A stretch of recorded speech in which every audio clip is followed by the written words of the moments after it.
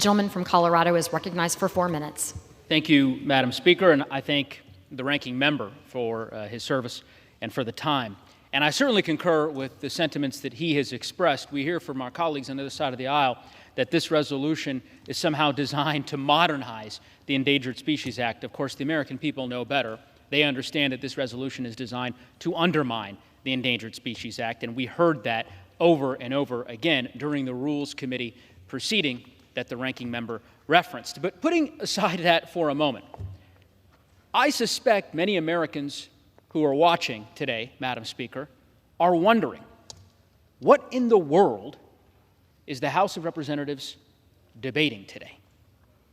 And they are not the only ones.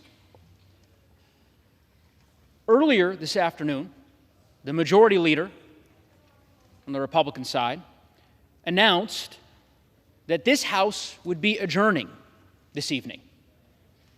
Now, as you know, Madam Speaker, in 65 days, the federal government will not be able to function absent this Congress passing a budget and averting a government shutdown.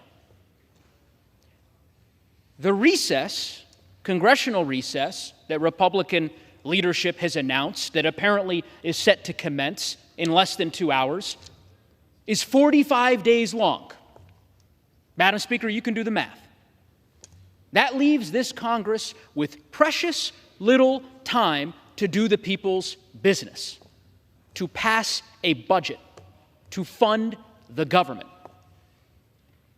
And instead of doing that, we're debating what? The northern long-eared bat. That is how Republicans in Washington have determined to spend the waning hours of this congressional session. It is consistent with the way that they have conducted their majority in this House for the better part of the last 7 months. No bills to lower costs, no bills to grow the middle class, no bills to build safer communities. Bills on gas stoves, hearings on gas stoves, 3 hearings on gas stoves. Bills on the lesser prairie chicken and the northern long-eared bat. The priorities that House Republicans have pursued in this chamber are grossly out of step with the priorities of the American people. The American people expect us to do the people's work.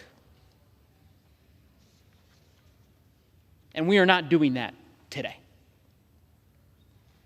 I believe that in 65 days, when House Republicans shut down the government, which they seem determined to do, given that they've passed, one appropriation bill before they have decided to send everybody home?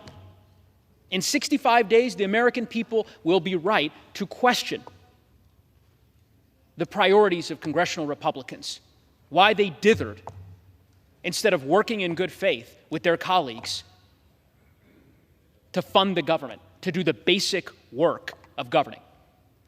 It's an important question, and one I hope every American asks of my colleagues on the other side of the aisle. And with that, Madam Speaker, I yield back.